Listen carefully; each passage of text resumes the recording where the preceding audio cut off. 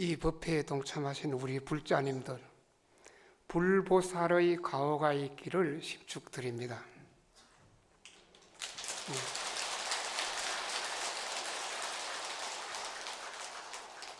동시에 이 법당에 모셔져 있는 여러 영가분들 2차 인연 공덕으로 이고등락하기를 심축드립니다. 제가 오늘 해야 할 법문은 화엄경 10지품입니다. 이 화엄경 10지품은 한 권, 단권경으로 될 수 있을 정도로 방대한 경이고, 동시에 화엄경의 근본이라고 해도 과언이 아닐 정도로 방대한 겁니다. 십신, 십주, 십행, 십해양, 십지, 덩각, 묘각 이런 52위 점차지요. 이 십지가 근본으로 삼아서 더 자세하게 펼쳤다고 보면 되겠습니다. 그래서 예로부터 십주, 십행, 십해양이라는 이 사면하고 십주를 화엄경의 근본 가르침으로 삼아서 연구하고 수행하는 것을 중요하게 여겼더랬습니다. 일반적으로 다른 스님네들이, 화엄법사 스님들이 이야기하는 것하고 제가 이야기하는 것하고는 약간 다를 겁니다. 경전 해석이 다르다, 그런 차원은 아니에요. 그런 입장은 아니고요. 저는 이 한문 경전에 대해서 참 많은 생각을 가지고 있습니다. 한국 불교가 지금 현실적으로 지금 현대인들에게 어필되지 않는 부분 가운데 하나가 이 한문 경전이다, 그런 생각을 합니다. 어려우니까요. 1차적으로 어렵기 때문에 정말 쉽고 쉬운 말이 부처님 법문인데, 왜 우리는 어쩌다가 이 한국이 중국 옆에 붙어 있어가지고 모든 문화가 중국을 거쳐서 왔기 때문에 이 한문 문화권 안에 있다. 물론 어찌 보면 참 좋은 점도 있지만은 지금 현실을 살아가는 젊은이들에게는 우리가 이 부처님 법문을 전하는 데 있어서 참 많은 이 장애가 된다, 그런 생각을 합니다. 그래서 한문 경전, 그야말로 한문 줄줄 새기고 개성 읊고 이래 하면 유식하고 많이 아는 그런 쪽으로 치부를 하는데, 물론 그렇습니다. 그러나 많이 아는 것도 좋고 많이 외우는 것도 좋고 또 많이 암송하는 것도 좋습니다만은, 그러나 현실적으로 가슴에 와 닿아야 하는 겁니다. 부처님 법문이라는 것은 만약에 부처님 법문 아무리 고묘하고 좋다 손치더라도 감동을 해야 되고, 그 감동이 바로 무엇으로 연결되어야 하느냐면 실천으로 연결이 되어야 하는 겁니다. 감동받지 않고 실천되지 않는다 그러면 그것은 1차적으로 그 법을 전하는 스님네에게 문제가 있다, 저는 그런 생각을 합니다. 그래서 정말 한국 불교 우리 스님네들의 역할이 얼마나 크다는 것을 절감하고 있습니다. 저는 조금 전에도 우리 어느 스님한테 이야기를 했는데, 이 불교라는 것은 어떤 것인가? 몇 억 톤 되는 다이아몬드를 한 카레트 두 카레트가 아니에요. 뭐 째째하게 한 카레트 두 카레트 이것 가지고 놀 정도가 아니에요. 아마 여러분들 뭐 손에 한 카레트 두 카레트 막 있어도 뭐 자랑 삼아 이래 보이고 싶을 텐데, 천만의 말씀, 불교란 것은 몇 억 톤 다이아몬드예요. 우리 자성불이라는 것은, 우리 진여자성이라는 것은, 이것을 우리 스님네들이 빨리 개발해서 가공해서 일반 대중들에게 나눠줘야 하는데, 이익이 안 되고 있으니까 얼마나 답답하고 애절한지 모르겠어요. 모든 법문은 쉬워야 하고 알아들어야 하고 이해가 돼야 되고, 그리고 실천이 돼야 하는 겁니다. 그런 입장에서 저는 이야기를 한번 해드릴까 합니다. 이 화엄경 10지품 정말이지 신심나는 참 좋은 이 경인데, 물론 부처님이 최초 법문이니까 그때 당시에도 못 알아듣는 이가 참 많았다 그러죠. 그러나 쉽게 풀면 너무나 쉽게 또 풀어질 수 있는 것이 부처님 법문이에요. 그래서 이 십지라는 것은 어떤 것인가? 열십자 따지자예요. 이 열십자 따지, 십지, 이 십지품이란 것은 처음에 환희지라 그러죠. 이 기쁨이 넘친다. 아마 여러분들 오늘 집에서 절에 오려고 통도사에 오려고 생각했을 때 일반 생활 때 하고 일상생활 때 하고 아마 마음이 달랐을 거예요. 또 어떤 분들은 기쁜 마음으로, 또 어떤 분은 즐거운 마음으로, 어떤 분들은 정말 환희로운 마음으로 아마 이 법회에 오셨을 겁니다. 그것이 바로 환희지예요. 기쁨이 넘친다. 아마 일상생활 속에 있으면 그런 기쁨을 맛보지 못했을 텐데 통도사 화암살림 법회에 가야 되겠다는 그 마음 일으킨 그 한 생각이 바로 환희지인 겁니다. 이 환희, 기쁨이다. 즐거움이다. 우리가 우리의 욕망을 충족시켜서 일어나는 기쁨하고 법문을 듣겠다, 절에 가서 수행해야 되겠다, 기도해야 되겠다, 참선해야 되겠다, 다란히 해야 되겠다, 간경해야 되겠다 하고 했을 때 일어나는 한마음하고는 아마 차원이 다를 거예요. 정말이지 한마음이란 참 무섭고 무서운 겁니다. 정말 한마음 잘 서면 사막도에 갈 중생이 오히려 도술천으로 가는 겁니다. 한 생각 바꾸면 축생으로 갈 중생이 오히려 구품연화대로 갈 수가 있는 겁니다. 한 생각, 한 마음이라는 것은 정말 무서운 겁니다. 저는 현실적으로 이걸 경험을 해봤습니다. 팔공산에 보면 조그마한 절이 하나 있습니다. 파괴사란 절입니다. 파괴한 스님들이 있는 곳 아니에요. 잡을 파자 신의 개자를 쓰는 파괴사란 절인데 천년고찰이에요. 저 방 바로 옆에 어떤 스님이 계셨느냐, 노스님이 한 분 계셨는데 82살이었어요. 물론 저는 20대 후반이에요. 그런데 이 스님 겨울이 되면 세수를 안 해요. 모욕을 안 해요. 물론 예불도 못 하시고 당신 방에만 계세요. 물론 공양은 큰 방에 오셔서 하는데 당신 그 조그마한 투가리에다가 된장 끓여가지고 방에서 끓여요. 그래서 그거 들고 오셔서 공양하시고 이러는 분인데 그 방에 들어갈 수가 없어요. 왜? 냄새 때문에. 아무리 어린 행자한테 그 방에 들어가 청소 좀 하라 그래도 안 하려고 그래요. 그런데 이 스님 산에 가서 직접 나무 해가지고 자기 방에 군불을 떼요. 겨울 되면 저 방에는 행자들이 와서 불을 떼주는 사람이 많이 있는데 그 방에 떼주라 그러면 안 떼주려 그래요.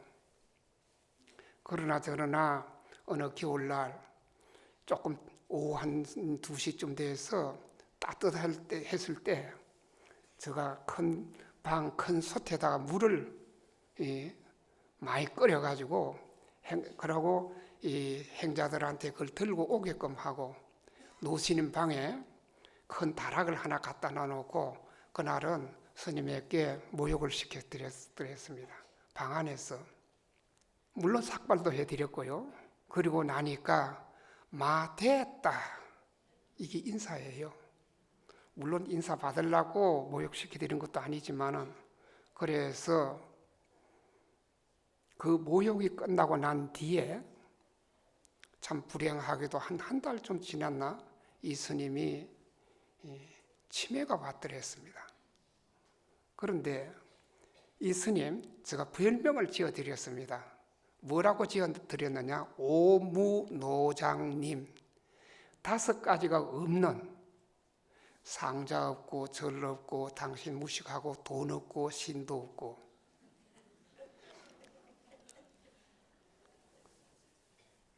여기서 비구성으로서는 불행할 수 있는 여건을 다 갖추었습니다. 생각해 보십시오. 상자도 없지요. 돈도 없지요. 예. 당신이 산에 가서 나무를 구해가지고 목닥을 만들어서 다른 절에 가서 갖다 주면 그 절에서 노자 조금 주면 그걸 가지고 사시는 분이에요. 그러나 저러나 이 스님 치매가 오고 난 뒤에 지금부터 잘 들으십시오. 저가 가더라도 저 이름이 성우거든요. 저가 가더라도 성우 스님 불러온다라. 딱 두 가지만 기억해요. 그리고 파괴사 계시면서도 자기를 파괴사에 다려다 달라. 파괴사 주시심 오더라도 성우 다리고 오너라. 이게 얼마나 무서운 이야기입니까? 정말 무서운 이야기예요. 마지막 일념이 한 사람의 마지막 마음에 담겨져 있는 일념이 바로 그겁니다. 일념이란 그렇게 무서운 거예요. 그런데 그러고 난 뒤에 몇 년이 지났습니다. 한 10몇 년이 지났죠. 제가 어느 때 그 파괴사 주지로 있었는데 오후쯤 됐는데 어떤 분이 어떤 남자가 중학교 1학년 아이를 하나 데리고 와서 인사를 합니다. 그런데 이 어린아이 중학생 어느 날 803 파괴사 꿈을 꿨대요. 그리고는 그때부터 물론 그때까지 그 아이나 그 집안에 종교가 없은 걸로 알고 있습니다. 자기를 파괴사에 다려다 달래요. 희한하지요? 중학교 1학년 불교가 뭔지 파괴사가 뭔지 전혀 모르는 상태에서 자기를 파괴사에 다려다 달래요. 그래서 그 아이가 파괴사를 왔다 그래요. 그 아버지 되는 사람이 소문을 이것저것 물어 염탐을 해가지고 그래서 파괴사에 찾아왔다면서 그리고는 그 아이가 하는 말 아버지는 집으로 가 그래요. 자기는 절에서 한대요. 마지막 일념이라는 것은 이런 겁니다. 무서운 겁니다. 여러분들이 일으키는 그 신심, 여러분들이 화엄살림법회에 동참하겠다는 그 마음 하나가 그만큼 무서운 거예요. 한 생을, 불행을 행복으로 바꿀 수도 있고 정말 금생에서 다음 생을 가면서도 아마 오늘 지은 이 인연, 이 공덕은 고스란히 가지고 갈 거예요. 그래서 오늘 이 법회에 동참하신 우리 불자님들은 아마 2차 인연 공덕으로 틀림없이 이고등락하리라 저는 확신하고, 그리고 여기 모셔져 있는 영가분들도 틀림없이 이 화엄살림법회 이 법문 들은 인연으로 이고등락하리라 믿습니다.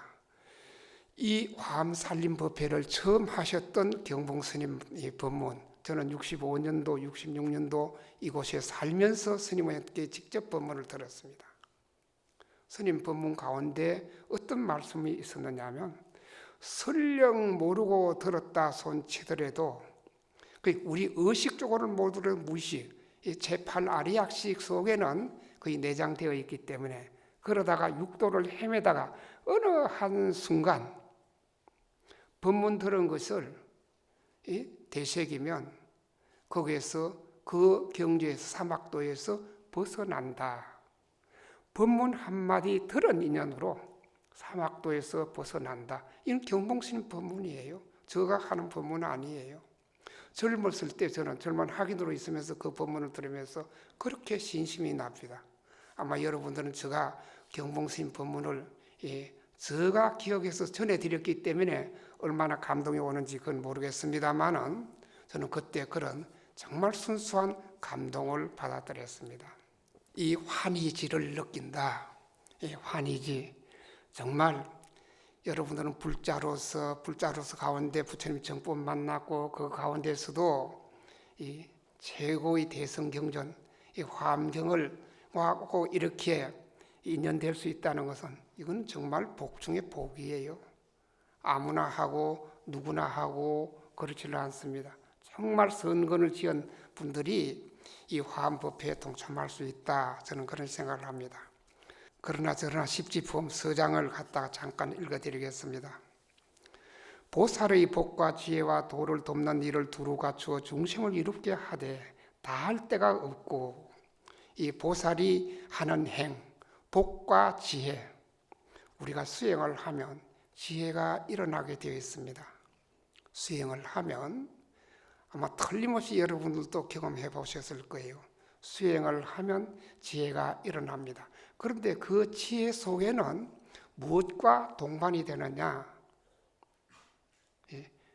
자비와 동반이 되는 겁니다. 지혜 속에 만약에 불자로서 자비가 없다 그러면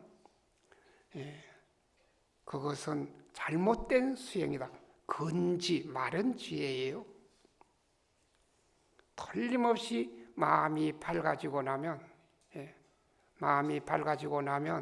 자비가 일어나게 되어 있습니다.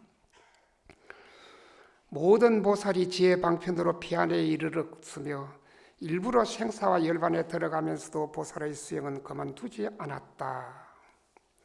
생사와 열반에 들어가면서도 수행은 그만두지 않았다. 이 이야기는 우리가 한 세상 살면서 어려운 일도 힘든 일도 고단한 일도 있었을 겁니다만은, 그러나 그 속에서도 그야말로 우리가 가지는 믿음, 그 신심을 잃지 않는다 그러면 그 자체가 바로 보살의 수행이 되겠습니다. 이것은 시방시에 계시는 헤아릴 수 없는 많은 부처님들이 그대에게 가피합니다. 우리가 신심을 잃지 않는다는 것은 바로 불보살의 가피가 있기 때문이다. 불보살의 가피란 것은 어떤 것인가? 태양이 아무리 밝더라도 그 위에 구름이 끼어 있으면 우리는 밝은 태양을 느낄 수가 없습니다. 우리 자성불이 몇 억 톤 되는 다이아몬드라서 치더라도 그 앞에 가려져 있기 때문에 그것이 있는지 없는지도 모르는 사람들이 너무나 많은 겁니다. 그래서 불보살의 가피를 받을 수만 있다 그러면 그것은 정말 최상의 행복을 누릴 수가 있다. 가피라는 말이 나오니까 제가 이 65년도 이 통도사에 살면서 뒷방 노스님한테 들은 이야기 한마디를 해드리겠습니다. 간단하게 해드리겠습니다. 통도사 지금 참 많은 전각이 있습니다. 이 모든 전각이 다 그때 이 도량에 사셨던 스님들의 원력과 신심으로 이루어진 겁니다. 만약 그때 살던 스님들이 그야말로 그날이 그날 허송세월만 했더라면 오늘날 같이 이 통도사가 이렇게 번성하지는 않았을 겁니다. 통도사에서 불사를 하려고 하면 어떻게 하느냐면 통도사 대중 가운데 제일 신심 있는 일을 두 사람을 뽑는다 그래요. 그래서 기도 입제일은 같은데 해양일은 다르다고 합니다. 기도 만약에 3일, 7일, 21일, 100일, 1000일, 만일 이렇게 하면 해양일이 정해지는데 왜 해양일이 다르냐? 기도 장소는 이 대웅전, 한 사람은 대웅전에서 하고 한 사람은 경남 밀양군 산내면 원설이 석굴사란 절이 있습니다. 거기서 한 2시간 정도 걸어가면 내오남이란, 아까 이야기 들어보니까 상어남, 상어남이라고 그러는데 그런 암자가 있습니다. 그 암자에 역시 정멸보궁이에요. 천진보탑이에요. 천진보탑이라는 건 어떤 보탑을 갖다가 천진보탑이라고 하냐면 그냥 바위 속에 사리를 넣어 놓는 거예요. 왜? 우리 통도사 이 부처님 사리도 순환을 많이 당했습니다. 일본 사람들에 의해서 많이 당했습니다. 그럴 때 아마 지혜로운 스님이 아마 그 상원암에 사리를 모셨던 것 같아요. 그런데 한 스님은 상원암에서, 한 스님은 통도사 대웅전에서 기도를 해서 서로 서상이 이어져야, 서상이란 말 아시겠어요? 아, 모르구나. 이 큰일 났네. 서상이란 말, 통도사 법당에서 그 상원암까지 멀어요. 바로 이웃절 아니에요. 서로 서상, 여기서 내뿜는 방광의 빛이 그쪽에서 올라오는 방광의 빛과 맞닿아야, 그것도 때에 사는 대중들이 다 알아야 그때부터 불사를 시작을 했다고 그래요. 얼마나 기도를 했으면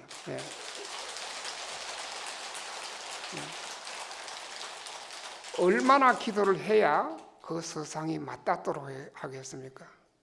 그런 청정한 믿음, 그리고 돈독한 신심으로 그 바탕 위에서 통도사의 전각 하나하나가 다 불사가 이루어졌다고 생각한다 그러면 아마 여러분들 통도사 산문에 들어오면서부터 집에서 나오실 때의 그 발걸음보다도 또 다른 것을 느꼈을 거예요. 만약에 그런 기분을 못 느끼셨다 그러면 염불 좀 더 하시고 기도 좀 더 하시고 신심 좀 더 키우셔야 될 것 같습니다. 그래서 불보살의 가피라는 것은 그렇습니다. 그렇게 기도해서 성취하고 난 뒤에는 그것을 불보살의 가피 또는 불보살의 위실력, 그렇습니다. 아마 이 자리에 계시는 분들, 그런 걸 느껴본 분들이 계시는지 안 계시는지 모르겠습니다만은 외람되게 부탁 하나 드리고 싶은 것은 여러분들이 금생에 부처님의 정법 만났고 또 통도사 같은 천몇백 년 고찰을 만났고 이 인연으로 정진하셔서 기도하셔서 그런 불보살의 가피, 그 가호를 입으신다 그러면 아마 여러분들은 금생에 사람으로 태어난 보람 가운데 최대의 보람이 아닐까, 저는 그런 생각을 합니다.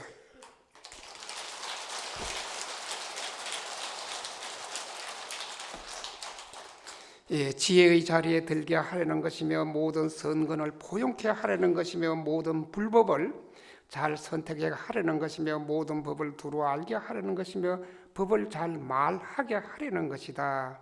그리고 분별 없는 지혜가 청정하고 모든 세상 일에 물들지 않고 출세간의 선근이 청정하고 가히 헤아리기 어려운 지혜의 경지를 얻게 하려는 것이며 온갖 지혜를 가진 사람의 지혜의 경지를 얻게 하려는 것이다.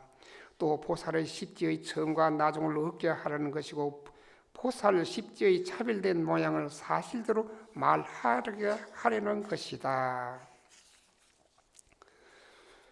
그래서 보살이 행하는 십지의 일은 가장 높아 부처님의 근본이시니 드러내고 분별하여 해설하기는 가장 드물고 너무 어렵다.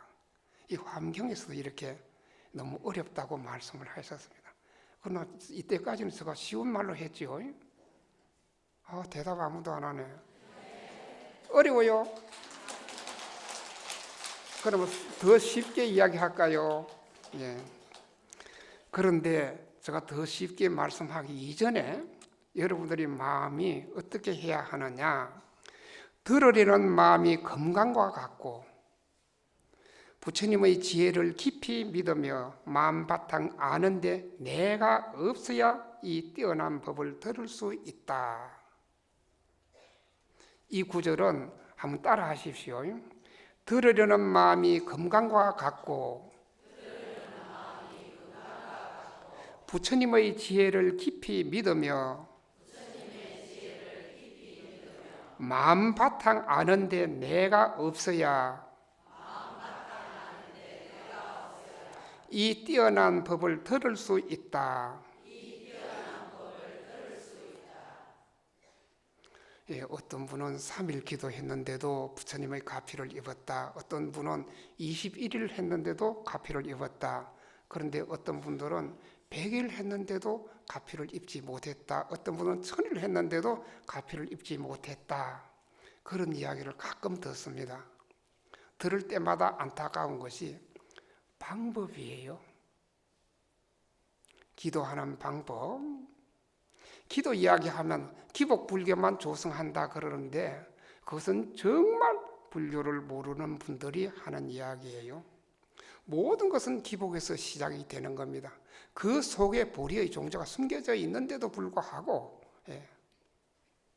그래서 정말이지 기도를 하실 때는 돈독한 신심, 절대적인 믿음으로 그리고 부지런히 하면 틀림없이 기도는 성취하는 겁니다. 누구는 안 되고 부처님 법이 누구는 되고 누구는 안 되는 그런 건 없습니다.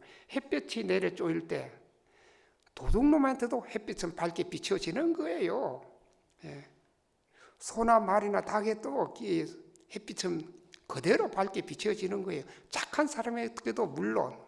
그렇기 때문에 이 신심, 정말 돈독한 신심만 있다 그러면 불법의 진여의 문을 열 수가 있는 겁니다. 가피가 그대로 이루어질 수가 있는 겁니다.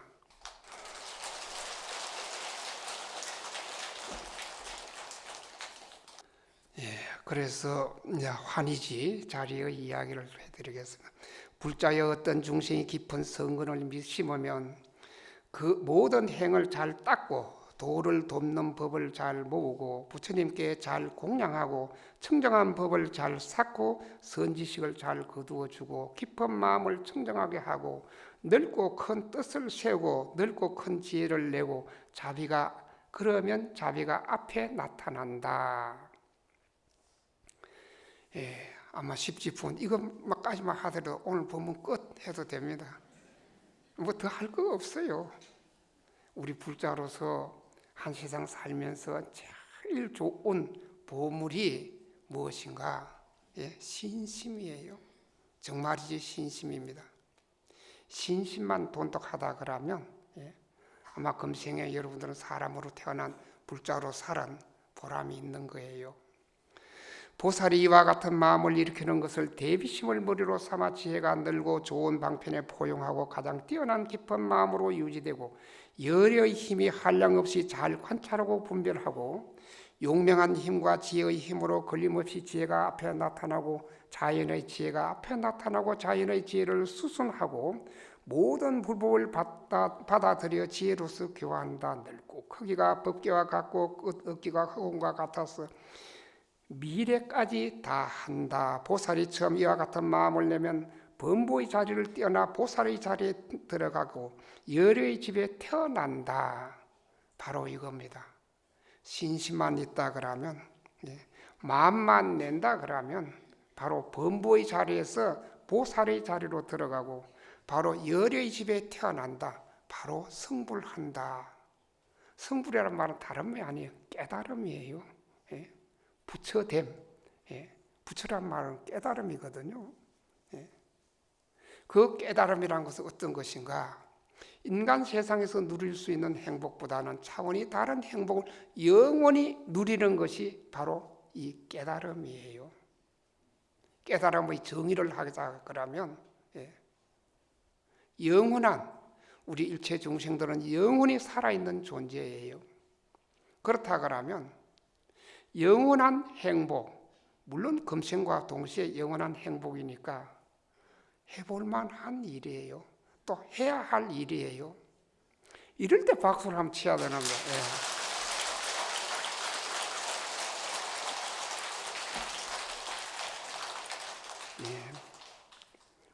보살이 법을 얻고 보살이 처소에 머물려 과거, 현재, 미래가 평등한 데에 들어가서 열의 종자 가운데 반드시 최상의 보리를 얻을 것이다. 보살이 이와 같은 법에 머물면서 보살이 환희지에 머물렀다고 하고 움직이지 않은 법과 서로 응하기 때문이다. 보살이 환희지에 머물면 여러 가지 기쁨과 청정한 신심과 즐거움과 법열과 기쁜 경사와 용맹과 다툼이 사라지고 시끄러움이 없으며 인욕의 덕을 성취한다. 보살이 환희지에 머물며 부처님을 생각함으로 기쁘고 부처님을 이 법을 생각함으로 기쁘고 보살을 생각함으로 기쁘고 보살행을 생각함으로 기쁘다. 청정한 바람이를 생각함으로 기쁘고 보살의 자리가 뛰어남을 생각함으로 기쁘고 깨뜨릴 수 없음을 생각함으로 기쁘고 여력해서 중생 조함을 생각함으로 기쁘고 중생들이 이익을 얻는 것을 생각함으로 기쁘고 모든 열애의 지혜와 방편에 들어감을 생각함으로 기쁘다. 아마 여러분들 절에 계시거나 집에 계시거나 이 부처님 법 생각하면 스스로 마음 가운데서 기쁨이 일어날 거예요. 그래서 세상 살면서 어렵고 힘드는 일 있을 때 언제 어디서라도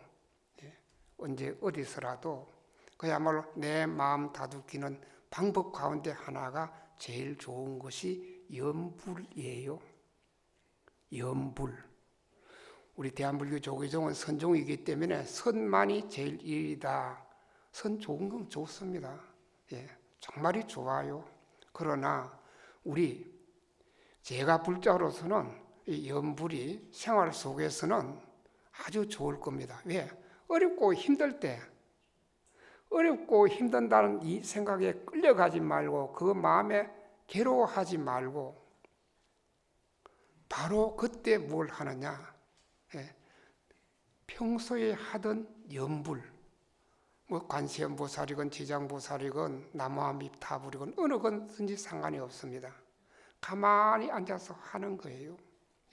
가만히 앉아서 하기 시작하면 마음도 가라앉고 그 마음이 조용해지고 나면 나중에 기쁨이 오히려 일어나게 되어 있습니다. 그래서 번뇌적 볼이라고 하는 겁니다. 괴로움 그 당처에 바로 진여자성이 있는 겁니다. 괴로움을 떠나서 진여자성이 있는 것이 아니에요. 보살이 환희지에 머물러 이러한 큰 서운과 큰 용맹과 큰 작용을 성취한다. 그것은 광대하고 청정한 결정해를 내어 온갖 공양 그릇으로 모든 부처님께 공양하여 남음이 없게 하는 것이다. 광대하기가 법계와 같고 끝없기가 허공과 같아서 미래세가 다하도록 쉬지 않아야 한다. 아마 여러분들 신심나면 절여오고 생각나면 절여오고 그래 할 거예요. 물론 아주 신심이 돈독하신 분들은 다르겠습니다만은 일반적으로 그래 하는 분들이 많을 거예요. 그러나 정말이지 신심만 키우신다 그러면 큰 원을 세우기를 모든 보살과 함께 생각하고 같이 행동하며 원수와 미운 사람이 따로 없이 착한 일을 사하며 모든 보살이 평등하게 한 가지 일에 관계하고 항상 함께 모여 서로 헤어지지 않는다. 자기 마음대로 모든 열의 세계와 원력과 지혜를 알며 뜻대로 되는 신통을 얻어 모든 세계를 두루 다니며 모든 모임에 몸을 나타내며 모든 중생이 나는 곳에 들어가 불가사의한 대성을 성취하여 보살행을 닦아지다 한다. 광대하기가 법계와 같고 끝없기가 허공과 같다. 미래세가 다하도록 쉬지 않는다.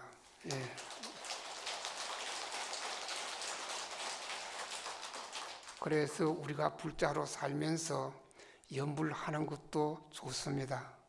염불한 그 맑은 마음을 내 혼자만 가지지 말고 기도해서 갚이 입은 것을 나만 가지지 마시고 바로 이웃에게 해양을 해야 하는 겁니다. 이웃, 가까이는 내 가족, 그리고 내가 몸담고 있는 사회에. 그래서 염불하는 입에 여러분들 절에 오셔가지고 염불하고 집에서도 염불하면서 만약에 아들, 딸, 며느리, 손자, 손자들한테 때로는 욕할 때도 있지요. 없습니까? 아마 여기 오신 분들 없는가 봐요. 염불하는 입에 욕을 하면 웃자겠노 그거. 그래도 됩니까? 안 됩니까? 안 됩니까? 아 그렇습니까? 그래서 어떻게 하느냐, 염불이란 그 자체가 뭐냐면 사람 인변의 이제금자 마음심이에요. 지금 현재의 마음이에요. 지금 현재의 마음이 염인데 밑에는 불자라는 깨달음이에요. 지금 현재 마음의 그 깨달음이 바로 염불이에요. 그렇다 그러면 염불하는 마음으로 관세음보살 한번 부르는 마음으로 뭘 하느냐? 그 마음 밝게 서야 하는 겁니다. 마음 밝게 서는 일, 마음 어둡게 서면, 마음 탁하게 서면, 마음 거칠게 서면 어떻게 되느냐? 인과는 분명한 거예요. 인과라는 것은 캄캄한 밤에도 관역을 분명하게 맞추는 겁니다. 그래서 인과가 두려워서가 아니고 정말이지 마음 밝게 서는 일. 한 세상 살면서 마음 밝게 서는 일보다도 더 큰 행복은 없을 거예요. 보면 우리가 한 세상 살면서 우리들 마음 속에 쌓여져 있는 쓰레기들이 너무 많아요. 버려야 할 쓰레기인데도 불구하고 그것이 무슨 보석이냐? 꼭꼭 껴안고 살아요. 그래서 시어머니한테 언제 당신이 나한테 또 누구에게도 남편에게도 또 당신이 언제 나한테 이런 식으로 하나씩 끄집어내요. 또 그런 거는 참 잘 기억이 됩니다. 묘하지요. 그런데 여러분들이 생각하는 이건 만약입니다만은 그 보물 오늘 다 통도사에 두고 가세요. 아무도 안 훔쳐가요. 아무도 안 주워가요. 그런데도 그것이 무슨 보석이냐 꽁꽁 숨겨놓고 살아요. 그런데 정말이지 여러분들 마음속에 숨겨져 있는 그거 다 털어버리십시오. 다 씻어버리십시오. 그거 만약에 그대로 가지고 가신다 그러면 다음 생 불행의 씨앗이 될 수가 있는 겁니다. 이거 제가 그냥 헛으로 하는 이야기 아니에요. 제가 모두의 오무노장님 이야기 했잖아요.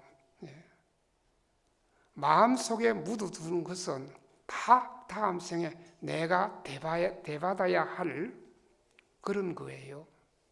그래서 한순간 한순간이라도 마음을 밝게 쓰고 그리고 마음을 따뜻하게 써야 하는 겁니다. 여러분들이 마음 따뜻하게 쓰면 아마 여러분들 스스로 기쁠 테고 여러분들이 가족도 더 기쁠 테고 여러분들이 만나는 사람마다 다 좋아할 거예요. 저녁 굶은 시어머니란 말이 있죠. 들어보셨어요? 안 들어보신 줄 알고 나는 했는데요. 저녁 굶은 시어머니 같이 빼틀고 앉아가지고 있어 봤자예요. 마음 활짝 열어가지고 밝게 쓰고 그래 하면 누구나 다 우리 할머니, 우리 할아버지하고 다 좋아하는 겁니다. 그러면서 마음 밝게 쓰되 마음을 따뜻하게 써야 하는 겁니다. 마음의 조화는 무궁무진해요. 끝이 없어요. 아무리 써도 끝이 없는 것이 우리 마음의 조화예요. 그래서 마음을 따뜻하게 쓰는데 오늘 이곳 다녀가시고 난 뒤에 집에 가셔서 꼭 해야 할 일, 여러분들이 제일 소중하다고 생각하신 분에게 오늘 나는 통도사 화엄살림법회에 참석했다, 그렇게 안부를 전해줘요. 그리고 잘 들으라 하고는 대방광불화엄경, 대방광불화엄경, 대방광불화엄경 이 세 마디를 꼭 전해 주십시오. 그것이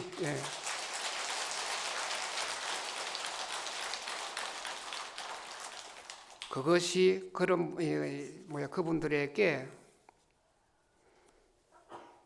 보리심을 심어주는 일이요, 여러분들이 보시하는 일이에요. 그것이 바로 공덕 짓는 일이에요. 그것이 제일 좋은 불공 가운데 하나일 거예요. 그래서 따뜻한 마음, 그리고 멀리 계시는 분에게는 전화로 하세요. 전화를 하세요. 솔직히 우리가 우주보다 더 큰 마음을 가지고 있으면서도 좁쌀보다 더 적은 마음을 쓰면 좁쌀 영감쟁이하고 그렇게 이야기 듣지요. 그래서 어린이 마음을 쓰면 어린이가 돼요. 어른 마음을 쓰면 어른이 되는 겁니다. 행복한 마음을 쓰면 행복한 마음을 행복을 누리고 또 불행한 마음을 쓰면 스스로 불행해지게 되어 있습니다. 그런데 이건 입에 담으면 안 되는데 축생의 마음을 쓰면 다음 생에 축생이 돼요. 그리고 아기의 마음을 쓰면 아기가 되고 보살의 마음을 쓰면 다음 세상에 보살이 되는 겁니다. 그것보다 더 부처의 마음을 쓰면 부처가 되는 거예요. 여러분들 선택은 자유로 하십시오. 오늘 오전 법문 여기까지만 하겠습니다.